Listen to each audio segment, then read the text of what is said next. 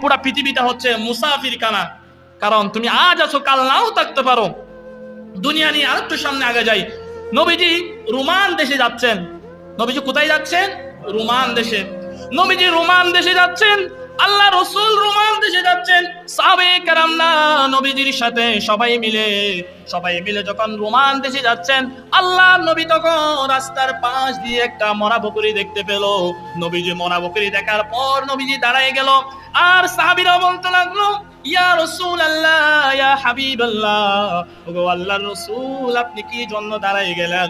নবীজি বললেন, সাহাবীরা তোমরা শুনে নাও, আমি যে এই মরা বকরি দেখার পর এই সামনে দাঁড়ায় গেলাম, ও সাহাবীরা তোমরা বলো তো দেখি, এই যে এই মরা বকরির দাম তার মুনিবের কাছে, তার মালিকের কাছে আছে কিনা? সাহাবায়ে কেরাম বলল, ইয়া রাসূলুল্লাহ, ইয়া হাবিবাল্লাহ, ওগো আল্লাহর রাসূল, এটা তো মরা বকরি, এটার কোনো দাম নাই।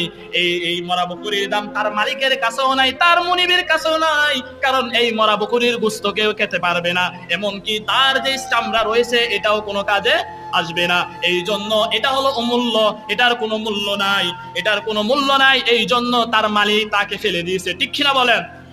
নবীজি বললেন, তাহলে শোনো নাও সাহাবীরা, তোমরা এই যে মরা বকরির যেমন তার মালিকের কাছে, তার মুনিবের কাছে যেমন কোনো মূল্য নাই, ঠিক তেমনি ভাবে ও দুনিয়ার মানুষ, তোমরা শুনে নাও, তোমরা যে এই সুন্দর দুনিয়ার মধ্যে লোভ লালসার মধ্যে পড়ে, টাকা পয়সার মজার আনন্দের মধ্যে পড়ে, তোমরা যে এই দুনিয়ার লোভ লালসার মধ্যে ডুবে আছো, তাহলে শুনে না, ওই মরা বকরির যেমন কোনো দাম নাই তার মালিকের কাছে, ঠিক তেমনি ভাবে গোটা পৃথিবীটা আল্লাহর কাছে মরা বকরির নেই। সুবহানাল্লাহ।